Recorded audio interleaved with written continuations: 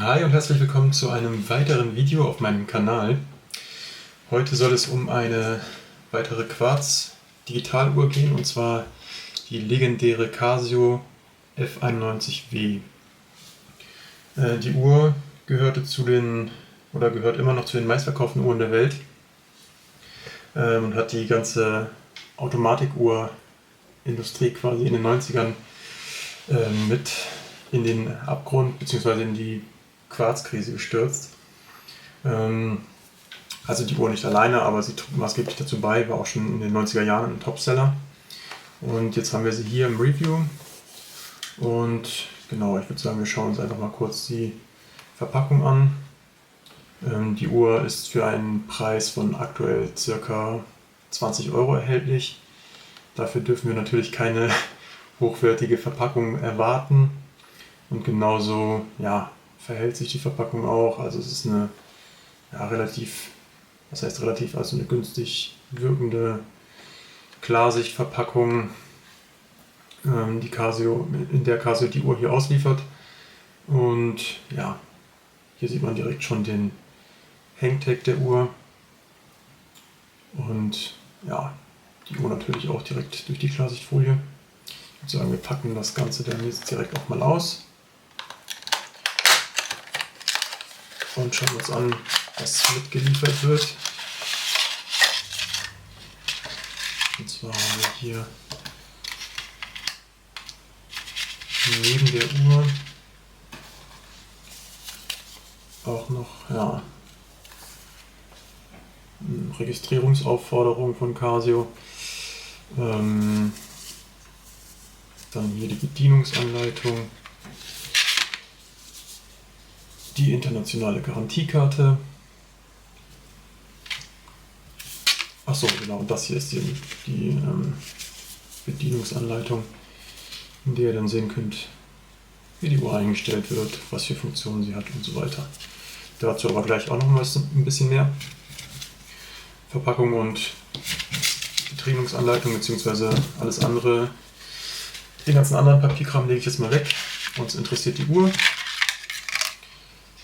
Und hier haben wir das gute Stück dann auch. Das ist hier so das Armband ineinander verschoben. Ja, hier ist sie. So sieht der Gehäuseboden aus. Das sind so ein paar Keyfacts der Uhr eingedruckt. Hier steht zum Beispiel die Modellbezeichnung, dann Stainless Steel Back und die Wasserdichte ist auch noch angegeben. Water Resistant 5 Bar, also spritzwassergeschützt ist die Uhr. Viel mehr sollte man ihr nicht zumuten, wie andere Uhren mit 5 Bar Zertifizierung. Also ich sage immer Hände waschen, eventuell duschen gehen, ja, aber ich habe es ja schon mal gesagt, ich würde auch mit einer solchen Uhr, die bis 5 Bar wasserdicht ist, nicht mal duschen gehen.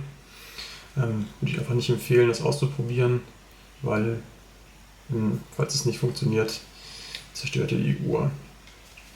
Genau, den Hangtag entferne ich jetzt mal, hier steht auch nichts super Spannendes drauf. Nochmal die Modellbezeichnung F-91W-1YER ist die genaue Bezeichnung. Soll uns jetzt aber auch nicht weiter interessieren. Genau, wir sehen uns die Uhr ein bisschen im Detail an. Nehmen uns dafür wie bekannt den Messschieber und messen einmal nach. Casio gibt eine Breite von 35,2 mm an. Mal schauen, ob das hinkommt. Die Uhr ist definitiv sehr klein und kompakt. Gut, ich messe jetzt hier ohne die Drücker 34,2. Mit den Drückern sind sehr schmal, von daher kriege ich das hinkriege. Mit den Drückern sind 36,6.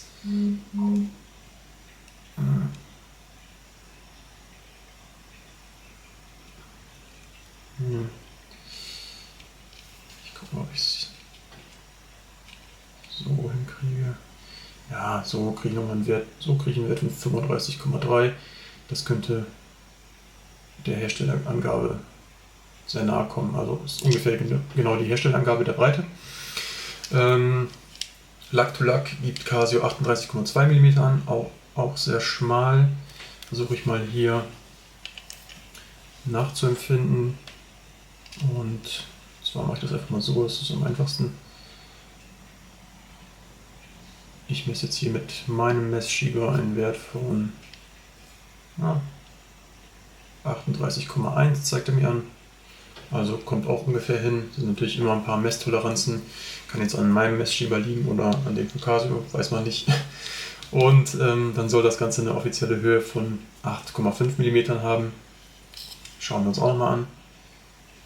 Und da kommt es exakt hin. 8,5 mm zeigt auch mein Messschieber an bei der Gehäusehöhe.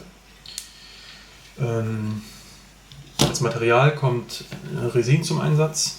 Also wir sehen uns hier das Armband. Kennt man von G-Shock-Modellen beispielsweise. Das Material macht natürlich hier einen, ja, vielleicht noch weniger wertigen Eindruck, definitiv, als bei einer G-Shock-Uhr, die ja deutlich teurer ist. Also das Ganze ist sehr dünn. Ich hoffe, man kann es auf der Kamera einigermaßen sehen. Riecht auch ein bisschen nach Gummi, wenn man es auspackt. Ich persönlich finde das ja ganz charmant bei der Uhr. Aber ja, es ist natürlich, wie gesagt, eine Uhr für 20 Euro. Früher hat sie sogar mal eine Zeit lang nur 10 Euro gekostet. Auf der Schließe sieht man hier noch das Casio-Logo eingraviert. Eigentlich ein ganz nettes Detail für die Preisklasse. Ja, Material Resin, wie gesagt. Casio gibt eine Batterielaufzeit von 7 Jahren an bei der Uhr, was ich beachtlich finde. Je nachdem natürlich, welchen Funktionsumfang man nutzt, also wie man die Funktion nutzt der Uhr. Welche Funktion es genau gibt, da gehen wir gleich nochmal drauf ein. Und ja, was vielleicht noch erwähnenswert ist, ist, dass das Glas natürlich nicht aus Glas besteht in der Preisklasse, sondern aus Acryl. Also ist nicht besonders kratzfest, sollte man dementsprechend auch vorsichtig mit umgehen. Ja, dann zu den Funktionen. Wir haben hier jetzt im Hauptmenü quasi die Zeitanzeige, jetzt im 24-Stunden-Modus, die man hier sehen kann. Ja, genau, hier seht ihr dieses kleine 24-Stunden-Zeichen. Ich versuche es nochmal ein bisschen näher ranzukommen. 24 Stunden, man kann halt umschalten zwischen 12 und 24 Stunden Anzeige. Ich persönlich finde es halt, weil ich es gewohnt bin, schöner in der 24 Stunden Anzeige, deswegen habe ich es direkt umgestellt.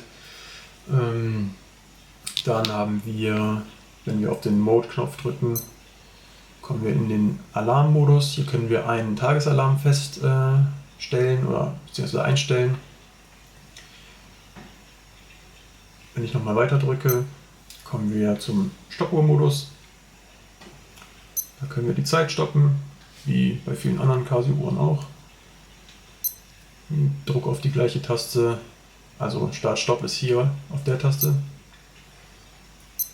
Und hier oben kann ich das Ganze dann resetten.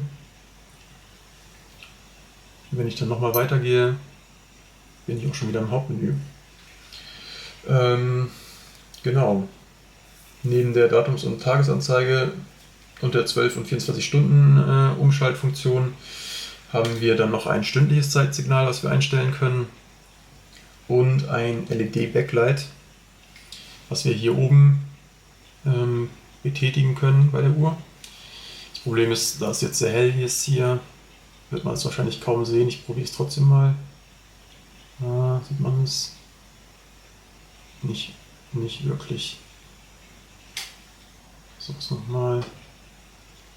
Ist gerade hier in den Studiobedingungen leider zu hell. Ich werde euch das gleich nochmal einblenden. Einfach mit dem Handy später noch kurz ein Video davon aufnehmen.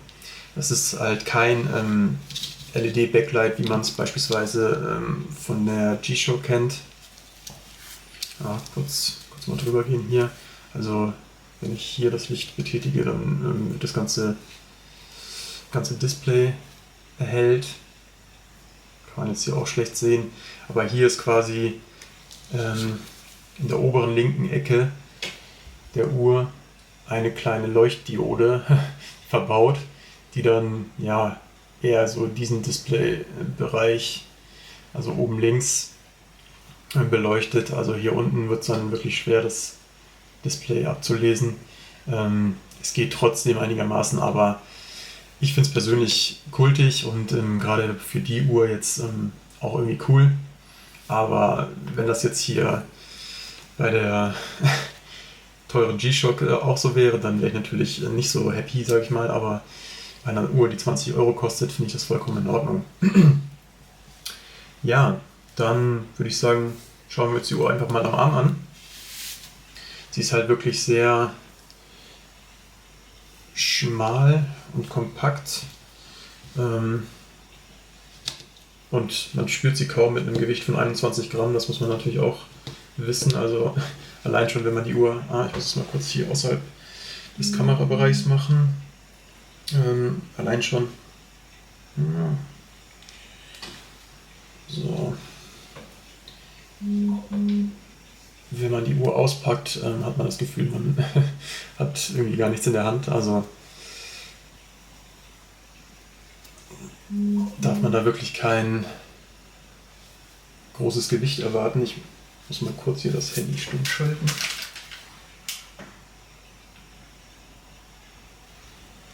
So, jetzt vibriert es und klingelt es nicht mehr.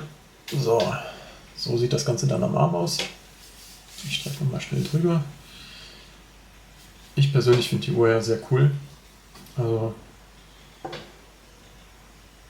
man kennt sie halt irgendwie auch als Kind aus den 90ern oft gesehen. Es gab sie früher auch in verschiedenen Varianten. Ich weiß nicht, ob es dann auch die gleiche Modellbezeichnung war.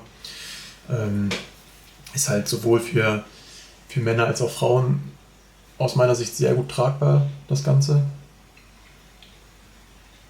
Also gerade wenn man jetzt mal wirklich irgendwie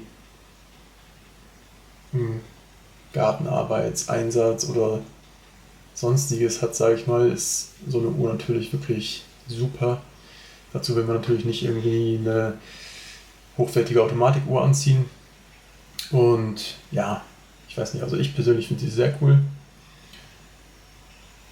Ich werde sie auch definitiv behalten, jetzt nach dem Review. Hatte kurz überlegt, sie eventuell zu verlosen, falls es in naher Zukunft dazu kommt, dass wir die 100 Abonnenten bei YouTube knacken. Aber ich denke, dafür werde ich mir noch was anderes überlegen. Ich hätte noch eine andere Uhr, die ich da im Kopf habe für eine Verlosung. Aber ja, wäre natürlich auch cool. Also ich kann mir vorstellen, dass es ein Modell ist, was viele auch cool finden und viele begeistert. Ich persönlich finde so eine Casio-Uhr toller und cooler als jede Modeschmuckuhr von Marken wie Tommy Hilfiger oder sonst was. Also hier kriegt man irgendwie einen Kultfaktor, den man bei anderen Modeschmuckuhren überhaupt nicht mitbekommt. Das ist für mich keine Modeschmuckuhr, sondern das ist eine ernstzunehmende Uhr. Einfach auch aufgrund der Markenhistorie. Casio ist natürlich ein etablierter Hersteller. Die Uhr gibt es schon seit vielen, vielen Jahren, ist immer noch beliebt, ist immer wieder bei Amazon ein Bestseller. Und ja, ich sag mal so, also auch bei Uhrenfans und Uhrennerds, die teure Uhren haben, ist man mit so einer Uhr nie falsch aufgestellt, sage ich mal. Also man wird immer respektiert, wenn man eine Casio-Uhr dabei hat. Und ja, hat nichts damit zu tun letztendlich, weil natürlich muss sie einem auch gefallen. Aber ich glaube, dass einfach dieses kultige 90er oder 80er, 90er Design viele Fans auch hat und auch immer haben wird. Und ja, so eine Uhr macht man einfach prinzipiell nichts falsch. Gerade im Sommer wirklich toll. Also man spürt kaum, dass man sie am Arm hat. So leicht ist sie. Coole Uhr. Kann man nichts dagegen sagen. Ja, ich denke, das soll es auch schon gewesen sein. Also viel mehr gibt es dazu auch nicht zu sagen. Ihr könnt ja mal in die Kommentare schreiben, falls euch interessiert, wie man die Uhr einstellt, also wie man die Zeit einstellt, etc. Kann ich das gerne auch nochmal in einem Video behandeln. Ansonsten ist es, denke ich, ja, eine relativ selbsterklärende Uhr. Man muss jetzt nicht super tief in die Materie einsteigen, um sie einzustellen oder sonst was. Also die Bedienungsanleitung ist da eigentlich auch sehr verständlich. Man könnte theoretisch auch nochmal ein Batteriewechsel-Video machen, also das kann man auch selber ganz gut, hatte ich auch schon in einem Video gesehen. Bin mir bei der Uhr jetzt hier gar nicht sicher, ob die Batterie vielleicht auch schon ein bisschen schwächelt, weil ich finde, dass die Digitalanzeige so ein bisschen nachlässt, aber man kann sie dennoch ganz gut ablesen. Also es ist prinzipiell ein Problem, was Casio hat hier bei der Jubiläums-G-Shock. Da haben sie das Display ja nochmal, beziehungsweise ein anderes Panel verbaut. Das sieht man dann auch, dass es deutlich besser ablesbar ist und blickwinkelstabil. Bei den günstigen Panels ist es je nach Blickwinkel dann so ein bisschen ja, Glückssache, ob man die Uhrzeit direkt ablesen kann oder nicht. Aber ich sag mal so, also im Normalfall kann man die immer schön ablesen. Und ja, also ich bin selber so ein bisschen schockverliebt gerade in die Uhr. Ich finde sie wirklich cool und werde sie auch gleich direkt tragen, nachdem ich das Video für euch geschnitten habe. So, dann soll es das wie gesagt gewesen sein, so rum. Falls euch das Video gefallen hat, wie immer, gerne einen Daumen hoch geben. Könnt ihr mir auch gerne was in die Kommentare schreiben und nicht vergessen, den Kanal zu abonnieren. Alles klar, vielen Dank und bis zum nächsten Mal. Macht's gut, ciao.